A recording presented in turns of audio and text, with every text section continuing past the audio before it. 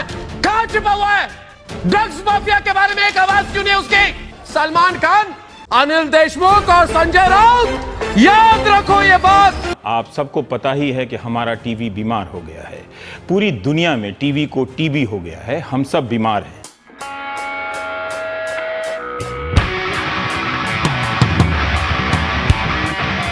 आप सबको पता ही है कि हमारा टीवी बीमार हो गया है। पूरी दुनिया में टीवी को टीबी हो गया है। हम सब बीमार हैं।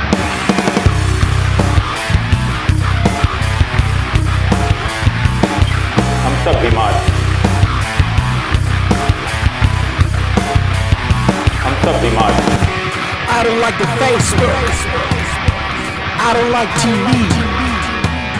They're selling so much shit these days, and the shit is not who I wanna be.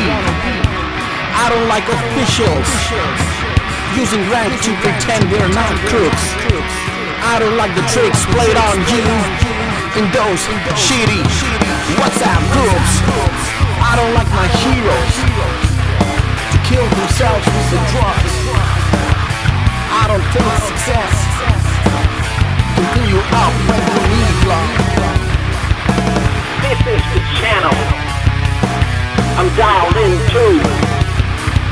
I already know you are dialed into.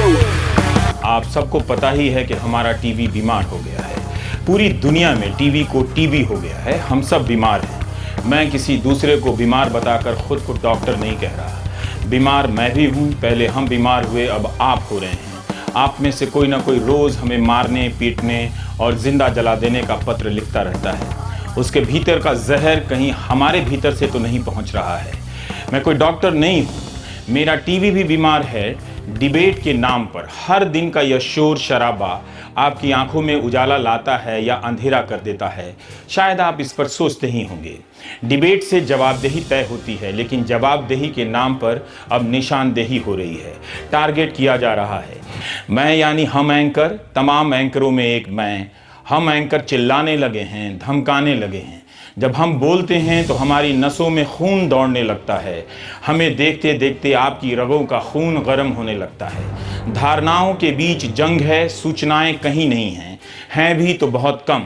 हमारा काम तरह तरह से सोचने में आपकी मदद करना है। परेशान और हताश कौन नहीं है। सबके भीतर की हताशा को हम हवा देने लगें तो आपके भीतर भी गर्म आंधी चलने लगेगी, जो एक दिन आपको भी जला देगी। क्या आप घर में इसी तरह से चिल्लाकर अपनी पत्नी से बात करते हैं, अपने दोस्त से बात करते हैं? क्या आपके पिता इसी तरह से आपकी माँ पर चीखते हैं? क्या आपने अपनी बहनों पर इसी तरह से चीखा है? ऐसा क्यों है कि एंकरों का चीखना बिल्कुल ऐसा ही लगता है? प्रवक्ता भी एंकरों की तरह धमका रहे हैं। सवाल कहीं और छूट जाता है, जवाब की परवाह किसी को नहीं होती। मारो मारो, पकड़ो पकड़ो की आवाज़ आने लगती है। एक दो बार मैं भी गुस्साया हूँ, चीखा हूँ और चिल्लाया हूँ। रात भर नींद नहीं आई, तनाव से आंखें तनी रहीं। अक्सर सोचता हूँ कि हमारी बिरादरी के लोग कैसे चीख लेते हैं, चिल्ला लेते हैं। अगर चीखने चिल्लाने से जवाबदेही तय होती तो रोज प्रधानमंत्री को चीखना चाहिए, रोज सेनाध्यक्ष को टीवी पर आकर चीखना चाहिए, हर किसी को हर किसी पर चीखना चाहिए। क्या टीवी को हम इतनी छूट देंगे कि वो हमें बताने की जगह धमकाने लगे? हम में से कुछ को छांट कर भीड़ बनाने लगे और इस भीड़ को ललकारने लगे कि जाओ उसे खींच कर लाओ और मार दो। वो गद्दार है, देशद्रोही है। एंकर क्या है? जो भीड़ को उकसाता हो, भीड़ बनाता हो, वो क्या है? पूरी दुनिया में चीखने वाले एंकरों की पूंछ बढ़ती जा रही है। आपको लगता है कि आपके बदले चीख कर वो ठीक कर रहा है, दरअसल वो ठीक नहीं कर रहा है। कई प्रवक्ता गाली देते हैं, मार देने की बात कर रहे हैं, गोली मार देने की बात करते हैं। ये इसलिए करते हैं कि आप डर जाएं, आप बिना सवाल किए उनसे सहमत हो जाएं। हमारा टीवी अब आए दिन करने लगा है। एंकर रोज भाषण झाड़ रहे हैं, जैसे मैं आज झाड़ रहा हूं। वो देशभक्ति के प्रवक्ता हो गए हैं।